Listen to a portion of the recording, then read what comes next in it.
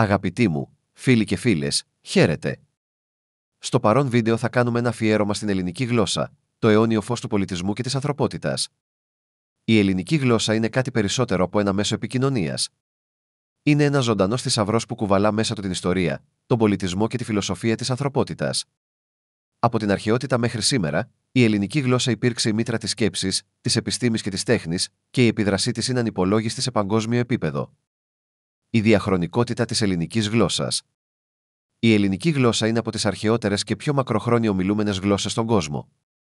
Υπάρχει σε αδιάλειπτη χρήση για περισσότερα από 4.000 χρόνια, από τη Μικηναϊκή εποχή και τα Ομηρικά έπι έως τη σύγχρονη μορφή της. Αυτή η συνέχεια καθιστά την ελληνική γλώσσα μοναδική, καθώς εμπεριέχει στρώματα ιστορίας, πολιτισμού και εξέλιξης. Παραδείγματα διαχρονικότητας. Οι λέξεις θάλασσα και άνθρωπος χρησιμοποιούνται ακριβώς όπως και στην αρχαιότητα. Η φράση από τον Όμηρο, «Άνδρα μη ένεπε, Μούσα». Τραγούδα μου, Μούσα, τον άντρα, διατηρεί τη γλωσσική της ρίζα και την ποιητική της μαγεία. Η ελληνική ως μητέρα των επιστημών. Η ελληνική γλώσσα υπήρξε η βάση για την ανάπτυξη της επιστημονικής σκέψης.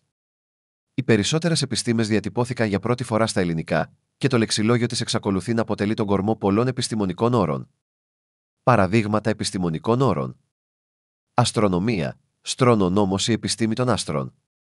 Βιολογία, βίος δε λόγος η μελέτη της ζωής. Μαθηματικά, μάθημα. Η επιστήμη της μάθησης και της γνώσης. Ιατρική, από τον Ιπποκράτη και τον Γαληνό, το ιατρικό λεξιλόγιο παραμένει βαθιά επηρεασμένο από τα ελληνικά. Η ελληνική στη φιλοσοφία και τις τέχνες. Η ελληνική γλώσσα ήταν το εργαλείο που γέννησε τη φιλοσοφία και τη λογοτεχνία. Όροι όπως λογική, αρετή, ηθική, ελευθερία και δημοκρατία είναι ελληνικές λέξεις που διαμόρφωσαν τον τρόπο που σκέφτεται ο άνθρωπος για τη ζωή και την ύπαρξη.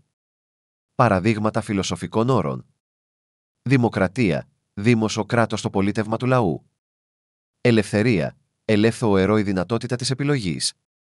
Ευδαιμονία, σδαίμονη ευτυχία που προέρχεται από την εσωτερική πληρότητα. Στην ποίηση και το θέατρο. Τραγωδίες του Σοφοκλή, του Ευρυπίδη και του Εσχύλου, όπως και τα έργα του Αριστοφάνη, συνεχίζουν να παίζονται σε όλο τον κόσμο, αποδεικνύοντας τη διαχρονική δύναμη της ελληνικής γλώσσας. Η επιρροή της ελληνικής στις σύγχρονες γλώσσες. Η ελληνική γλώσσα έχει αφήσει βαθιά ίχνη σε πολλές σύγχρονες γλώσσες, ιδίως τα αγγλικά. Περίπου 30% του αγγλικού λεξιλογίου έχει ελληνική ρίζα, ενώ σε τομείς όπως η ιατρική, η φιλοσοφία, η επιστήμη και η τέχνη, η ελληνική κυριαρχεί. Παραδείγματα ελληνικών λέξεων στα αγγλικά. Ιδέα, ιδέα σκέψη, έννοια. Δημόκραση, δημοκρατία πολίτευμα του λαού. Φαλόσαφη, φιλοσοφία η αγάπη για τη σοφία. Θέατερ, θέατρο χώρος θέασης. Η ποιητική ομορφιά της ελληνικής. Η ελληνική γλώσσα είναι γεμάτη εικόνες, χρώματα και συναισθήματα. Οι λέξεις της δεν είναι απλώς εργαλεία. Είναι φορείς ομορφιάς και νοήματος. Η μουσικότητά της, η δομή της και η ακριβιά της την καθιστούν μοναδική. Παραδείγματα ποιητικής ομορφιάς. Φως, η λέξη που περιγράφει το φως της γνώσης, της αλήθειας και του ήλιου. Ελευθερία, έννοια που φέρει την ουσία του ελληνικού πολιτισμού. Αγάπη, μια λέξη που εκφράζει την πιο βαθιά ανθρώπινη ανάγκη. Η ελληνική γλώσσα ως πολιτιστική κληρονομιά. Η ελληνική γλώσσα δεν είναι απλώς μια πολιτιστική κληρονομιά των Ελλήνων. Είναι μια παγκόσμια κληρονομιά. Με τη γλώσσα αυτή γράφτηκαν τα ομηρικά έπι, οι τραγωδίες, τα φιλοσοφικά έργα του Πλάτωνα και του Αριστοτέλη και οι πρώτες επιστημονικές θεωρίες. Μέσα από την ελληνική, η ανθρωπότητα γνώρισε την ιδέα της ελευθερίας, της δημοκρατίας και της ειρήνης. Γιατί η ελληνική γλώσσα είναι σημαντική για την ανθρωπότητα. Φιλοσοφική βάση, έθεσε τα θεμέλια για τη φιλοσοφική σκέψη και τη λογική. Επιστημονική ακρίβεια, από την αστρονομία έως τη βιολογία, οι όροι της ελληνικής παραμένουν αμετάβλητοι. Πολιτιστική επιρροή, εμπλούτησε τον δυτικό πολιτισμό και συνεχίζει να εμπνέει καλλιτέχνες, συγγραφείς και επιστήμονες. Γλωσσική συνέχεια, η ελληνική είναι μία από τις λίγες γλώσσες με αδιάσπαστη συνέχεια χιλιάδων ετών. Ξένοι ηγέτες και διανοούμενοι που γνώριζαν ελληνικά. Θόμας Τζέφερσον, Τόμας Τζέφαρσαν. Ο τρίτος πρόεδρος των Ηνωμένων Πολιτειών και ένας από τους ιδρυτές του Αμερικανικού έθνους, ο Τζέφερσον ήταν μεγάλος θαυμαστής της ελληνικής γλώσσας.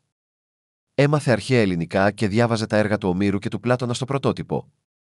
Μάλιστα, είχε δηλώσει ότι χωρίς τη γνώση της ελληνικής, η αληθινή κατανόηση της φιλοσοφίας και της ιστορίας είναι ελλειπής. Johann Wolfgang von Goethe, Johann Wolfgang von Goethe. Ο μεγάλος Γερμανός ποιητής και φιλόσοφος Γκέτε, ένας από τους σημαντικότερους εκπροσώπους της παγκόσμιας λογοτεχνίας, είχε βαθιά γνώση των αρχαίων ελληνικών. Θαύμαζε ιδιαίτερα τη τραγωδία του Σοφοκλή και το έργο του Ομήρου. Είχε πει: «Η γνώση της ελληνικής είναι η βάση για την κατανόηση του πολιτισμού». Winston Churchill, Winston Churchill. Ο Τσόρτσιλ, πρωθυπουργός του Ηνωμένου Βασιλείου κατά τον Δεύτερο Παγκόσμιο Πόλεμο, είχε βασικές γνώσεις αρχαίων ελληνικών. Είχε βαθιά εκτίμηση για την κλασική ελληνική παιδεία και συχνά αναφερόταν στη δημοκρατία της αρχαίας Αθήνας. Λέον Τολστόι, Λίου Τολστόι. Ο Ρώσος συγγραφέας του Πόλεμος και Ειρήνη και των αδελφών Καραμάζοφ ήταν γνώστης των αρχαίων ελληνικών. Μελέτησε τα κείμενα του Αριστοτέλη και του Θουκυδίδη, εμπνεόμενος από τη φιλοσοφική του σκέψη. Ναπολέον Βοναπάρτης, Ναπόλιαν Μπόναπορτ. Ο Ναπολέον, αυτοκράτορας της Γαλλίας, είχε μελετήσει ελληνική ιστορία και φιλοσοφία. Είχε δηλώσει ότι η μελέτη των αρχαίων Ελλήνων στρατηγών και φιλοσόφων τον ενέπνευσε στις δικές του στρατιωτικές εκστρατείες. Ο ακαδημαϊκός λόγος του καθηγητή Ξενοφόντα Ζολότα. Ο Ξενοφών Ζολότας, ένας από τους μεγαλύτερους Έλληνες οικονομολόγους και διοικητές της Τράπεζας της Ελλάδος, κέρδισε παγκόσμια αναγνώριση όταν το 1957 και το 1959 εκφώνησε 2 λόγους στη Διεθνή Τράπεζα Ανασυγκρότησης και Ανάπτυξης, Παγκόσμια Τράπεζα, στην Ουάσιγκτον. Οι λόγοι αυτοί ήταν γραμμένοι στα αγγλικά, αλλά κάθε λέξη που χρησιμοποίησε είχε ελληνική ρίζα, αποδεικνύοντας τη βαθιά επιρροή της ελληνικής γλώσσας στη διεθνή ορολογία. Ανάλυση του λόγου. Λέξεις με ελληνική ρίζα: hyperbole, economic, synergy, dynamic, energy, analysis, prognosis, programs, protagonists, politics, economics, philosophy, ideology, strategy, phenomena, epoch. Ο Ζολότας απέδειξε ότι η ελληνική γλώσσα αποτελεί τη βάση της επιστημονικής, φιλοσοφικής και πολιτικής ορολογίας ακόμα και στις σύγχρονες γλώσσες. Η ελληνική γλώσσα σήμερα, μια ζωντανή παγκόσμια κληρονομιά. Συμπερασματικά, η ελληνική γλώσσα συνεχίζει να εμπνέει, να διαμορφώνει και να διαδίδει αξίες. Από τους αρχαίους φιλοσόφους έως το Ζολότα και τους σύγχρονους στοχαστές, η ελληνική παραμένει ένα παγκόσμιο φως γνώσης και πολιτισμού. Η ελληνική γλώσσα είναι ένας θησαυρός που δεν ανήκει μόνο στους Έλληνες, αλλά σε ολόκληρη την ανθρωπότητα. Είναι η γλώσσα που έδωσε στον κόσμο τα εργαλεία για να σκεφτεί, να δημιουργήσει και να εξελιχθεί. Είναι η φωνή της ιστορίας, της επιστήμης, της τέχνης και της φιλοσοφίας.